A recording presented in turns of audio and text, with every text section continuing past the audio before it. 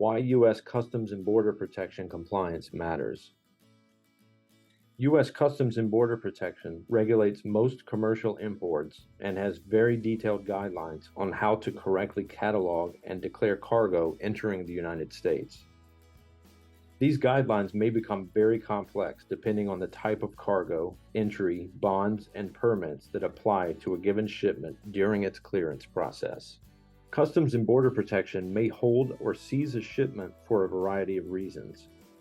These reasons include, but are not limited to, improper harmonized tariff schedule classification, incomplete or inaccurate documentation, suspicion of counterfeit goods, suspicion of goods that do not meet U.S. regulatory standards, or absence of a broker or receiving party. Customs and Border Protection may hold a shipment for up to 30 days before deciding whether to seize the shipment or to release it. If Customs and Border Protection decides to seize a shipment, it will send a notice to the importer.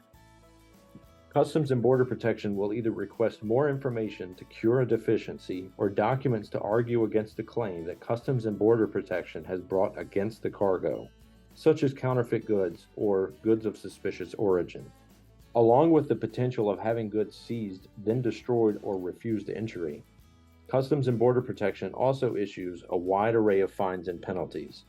Many fines and penalties are in response to administrative deficiencies, but can compound quickly once a seizure investigation has been initiated.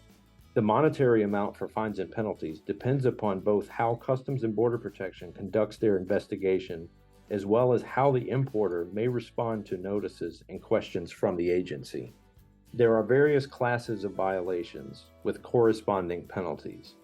Penalties that are considered lesser offenses have pre-penalty notices and may be avoided in some cases are commercial fraud and negligence, drawback penalties, customs broker penalties, record-keeping penalties, falsity or lack of manifest, equipment and vessel repairs.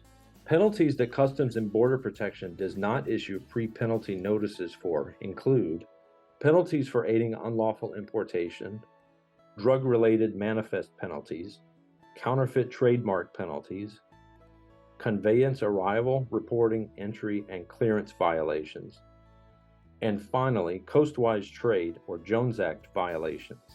With these various types of penalties and violations, any notice or investigation from Customs and Border Protection can quickly become an overwhelming ordeal.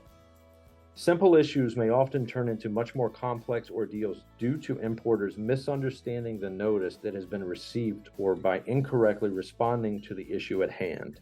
Additionally, Customs and Border Protection often offers much more leniency to importers that make a continuous and active effort to mitigate any violations or potential scenarios for penalties. Are you still curious about what CBP considers mitigating factors? Are you having trouble structuring your CBP compliance program?